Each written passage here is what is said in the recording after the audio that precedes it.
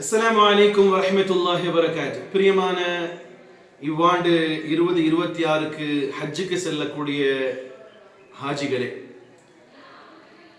உங்களிடத்துல ஒரு தாழ்மையான வேண்டுகோள், ஒரு ரிக்வெஸ்ட். என்னன்னு சொன்னா, அல்லாஹ் குர்ஆன்ல பிற இபாதத்துகளுக்கு ஆர்டராக சொல்றான். உதாரணத்திற்கு நோன்பு, குத்திப அலைக்குமுஸ் ஸியாம், உங்கள் மீது நோன்பு கடமையாக்கப்பட்டது என்பதை சொல்றான். வாக்கிமுஸ் ஸலா வ ஆத்துஸ் ஸகா, நீங்கள் நோன்பு ஜகாத்து கொடுங்கள், தொழுகை நிறைவேற்றுங்கள் சொல்றான். இப்போ இதெல்லாம் ஆர்டர் செய்யணும்னு சொல்றான். ஆனா ஹஜ்ஜை பொறுத்த மட்டிலும் அல்லாஹ் சொல்லக்கூடிய வார்த்தை என்ன தெரியுமா? வலில்லாஹ். வலில்லாஹ் ஃபர்ஸ்ட் சொல்லலாம் இல்லையா? இப்போ எப்படி நோன்பு குத்திப அலைக்குமுஸ் ஸியாம், நோன்பு உங்கள் மீது கடமையாக்கப்பட்டது, குத்திப அலைக்குமுல் ஹஜ், உங்கள் மீது ஹஜ் கடமையாக்கப்பட்டதுன்னு சொல்லலாம். அல்லாஹ் அப்படி சொல்லல. என்ன சொல்றான்? வலில்லாஹ், அல்லாஹுக்காக. இப்போ சொல்லும் பொழுதே அல்லாஹ் என்ன சொல்றான்னா, எனக்காக அப்படின்னு சொல்றான். வலில்லாஹி அலன்னாஸ், மக்களே எனக்காக, ஹிஜ்ஜுல் பைத், என்னுடைய வீடான காபாவை தரிசிக்க வாருங்கள், ஹஜ்ஜி செய்யுங்கள்னு சொல்றான். அப்போ கடமையாக்கல, மாறாக அல்லாஹ் ஒரு விஷயத்தை விளக்குறான். எனக்காக என் இல்லத்திற்கு வாருங்கள், என் பொருத்தத்திற்காக என்னுடைய இல்லத்திற்கு வாருங்கள் என்று அல்லாஹ் சொல்றான். அப்போ இந்த ஹஜ்ஜும் உம்ராவுடைய பயணம் என்னன்னு சொன்னா, மிகப்பெரிய சோதனைக்கான பயணம். கண்டிப்பாக உங்களுடைய எண்ணம் அல்லாஹுக்கானதாக மட்டும் இருந்தால் ஒழிய உங்களுடைய ஹஜ்ஜும் உம்ராவும் ஒப்புக்கொள்ளப்படாது. காரணம், எப்போ ஒரு காரியம் நீங்க அல்லாஹ்வுக்காக செய்றீங்களோ அவ்வளோ அதுல ஆழமான சோதனைகள் இருக்கக்கூடும். சில நேரம் யாருக்குமே இல்லாம இருக்கலாம். அப்போ உங்களுக்கு சோதனைகள் இருப்பது, நீங்கள் யாருக்காக, இப்போ ஒருத்தர் போய் வேலை செய்கிறாரு, என் புள்ள என் மனைவிக்காக நான் இவ்வளவு கஷ்டப்படுறேன்னு சொல்றாரு. அப்ப நீங்க அல்லாஹ்வுக்காக ஒரு பயணத்தை மேற்கொள்ளும் பொழுது பல சோதனைகள் வரலாம்.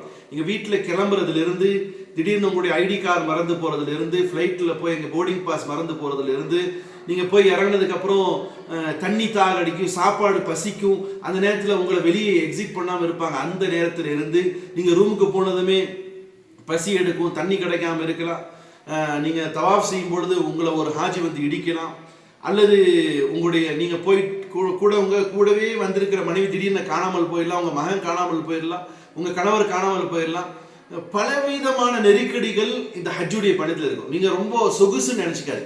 இப்போ இந்த மாதிரி நேரத்துல எல்லாம் உங்களுக்கு வரக்கூடிய கோபம், ஆத்திரம், புலம்பல்கள். இப்போ நீங்க பிரைவேட்ல போயிருந்தாலும் சரி, கவர்மெண்ட்ல போயிருந்தாலும் சரி, பிரைவேட்ல போயிருக்கிற நேரத்தில் திடீர்னு உங்களுக்கு மதியானம் 12 மணிக்கு சாப்பிட்றாரு, அன்னைக்கு டிராஃபிக்ல வண்டி மாட்டி 2 மணி கூட சாப்பாடு வரலாம். உடனே என்ன நடத்துறானுங்க, என்னடா உங்களுக்கு பொறுப்பு இல்லையா, அக்கறை இல்லை, இருறா ஊர்ல போய் உங்களை கவனிச்சுக்கிறேன், இப்படியான வார்த்தைகள் சொல்வது, அல்லது அரசாங்கத்துக்கு குறை சொல்றது, என்னடா இப்படி பண்ணி வச்சிருக்கானா. அப்படி நீங்க அல்லாஹ்வுக்காக பயணம் செஞ்சீங்கன்னா கண்டிப்பாக அல்லாஹ் உங்களை சோதிப்பான். ஏன்னா நீங்க அதை தான் பார்க்க போறீங்க. ஹரம்ல தவாஃப் செஞ்சுட்டு நீங்க சை செய்ய வரும்போது செல்லக்கூடிய இடம் என்ன தெரியுமா? அல்லாஹ் இப்ராஹிம் அலைஹிஸ்ஸலாத்து வஸ்ஸலாமுடைய சோதிச்ச இடம், அல்லாஹ் ஹாஜிரா அம்மாவை சோதித்த இடம்.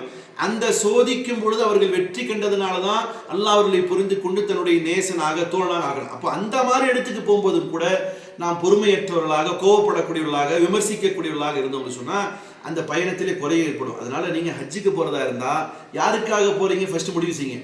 ஊருக்காக, பேருக்காக, புகழுக்காக, அல்லது உங்களுடைய பேருக்கு பின்னால் அது முன்னால் ஹாஜிங்கிற டைட்டிலுக்காக போறீர்களா, அல்லது அல்லாஹ் சொன்ன மாதிரி வலில்லா அல்லாஹ்வுக்காக போறீங்களா நீங்களே தீர்மானிங்க.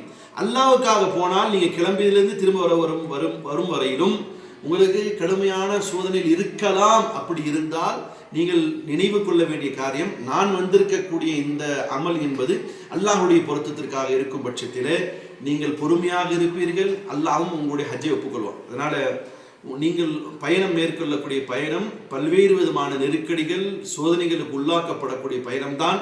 அதுல எந்த மாற்றமும் இல்லை. சொகுசுக்கான பயணம் இல்லை. பசியும் பட்டினியும் உங்களுக்கு வரத்தான் செய்யும். சொகுசுகள்ல உங்களுக்கு அசௌகரியம் ஏற்படலாம், உடம்பு சரியில்லாமல் போகலாம். இவைகள்லாம் வரும் பொழுது உங்களுடைய எண்ணம், என்னுடைய பயணம் அல்லாஹ்வுடைய பொருத்தத்திற்காக, எது வந்தாலும் நான் அல்லாஹ்வுக்காக பொறுத்துக்கொள்வேன், பொறுமையாக இருப்பேன் என்ற எண்ணத்தோடு இன்ஷா அல்லாஹ் பயணம் செய்யுங்கள். நான் உங்களுக்காக துவா செய்கிறேன். அல்லாஹ் உங்களுடைய பயணத்தை லேசாக்கட்டும், சொகுசாக்கட்டும். அல்லாஹ் நபி ஸல்லல்லாஹு அலைஹி வஸல்லம் துவா செஞ்ச மாதிரி உங்களுக்காக இந்த பூமி அல்லாஹ் சுருக்கட்டும், குறுக்கட்டும். உங்களுடைய எல்லா அமல்களும் உங்களுக்கு லேசாக்க காட்டட்டும். தவாஃப் செய்யும் பொழுது அல்லாஹ் உங்களுக்கு லேசாக்கட்டும். சை செய்யும்போது அல்லாஹ் லேசாக்கட்டும். ஜமராத்துக்கு செல்லும்போது அல்லாஹ் உங்களுக்கு லேசாக்கட்டும். ஜியாரத்துக்கு செல்லும்போது அல்லாஹ் லேசாக்கட்டும். ஆனாலும் உங்களுடைய எண்ணம் அல்லாஹுக்கானதாக இருக்கட்டும். இந்த ஆண்டு ஹஜ்ஜுக்கு சென்று கொண்டிருக்கக்கூடிய அனைத்து ஹாஜிகள், உலகத்திலிருந்து வர இருக்கக்கூடிய செய்ய இருக்கக்கூடிய அனைத்து ஹாஜியுடைய ஹஜ்ஜுகளையும் அல்லாஹ் மக்பூலாக மப்ரூராக அல்லாஹ் ஆக்கட்டுமாக. எனக்காகவும் என்னுடைய நிறுவனத்திற்காகவும் துஆ செய்யுங்கள். இன்ஷா அல்லாஹ் அடுத்த ஆண்டு இதே அல்மீம் ஹஜ் அண்ட் உம்ரா சர்வீஸ் ஹாஜிகளை ஹஜ்ஜுக்கு அழைத்து செல்லக்கூடிய பாக்கியத்தை அல்லாஹ் தரட்டுமாக என்ற நீங்களும் எனக்காக என்னுடைய நிறுவனத்துக்காக துஆ செய்யுங்கள்.